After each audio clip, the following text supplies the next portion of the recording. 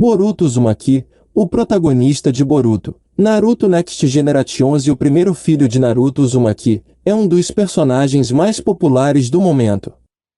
Por ter o sangue de Naruto correndo em suas veias, alguns fãs especulam que Boruto pode se tornar mais forte que seu pai no futuro, mas será que isso é verdade? Precisamos mencionar alguns pontos antes de darmos a resposta definitiva.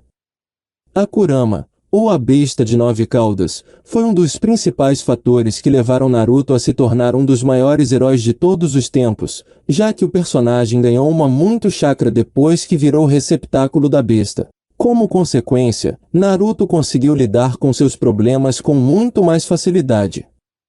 Claro, não podemos nos esquecer que ele teve que batalhar duro para desenvolver a sua energia, diferentemente de Boruto.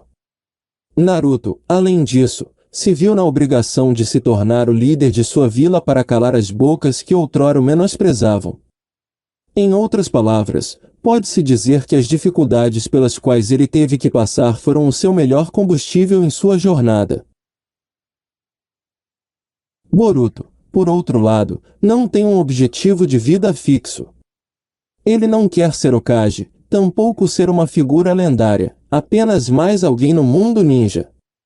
Além disso, vale ressaltar que Boruto nasceu numa era pacífica, então não viu com seus próprios olhos o terror da destruição.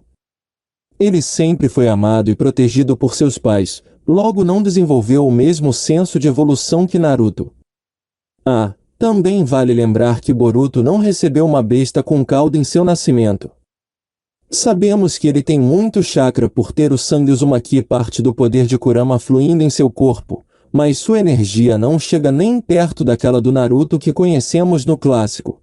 No entanto, não estamos aqui para apenas criticar o Boruto. Diferentemente de seu pai, ele tem acesso a uma variação do Byakugan que lhe permite acessar habilidades únicas. Ademais, é muito inteligente e estratégico, sendo uma força ainda mais reconhecível que seu pai na época em que ele era um adolescente. De fato, há algumas lacunas que o poder atual de Boruto ainda não é capaz de preencher, mas seu potencial evolutivo é praticamente ilimitado. Portanto, a questão não é se Boruto pode superar Naruto, mas sim quando ele se tornará mais poderoso que seu pai.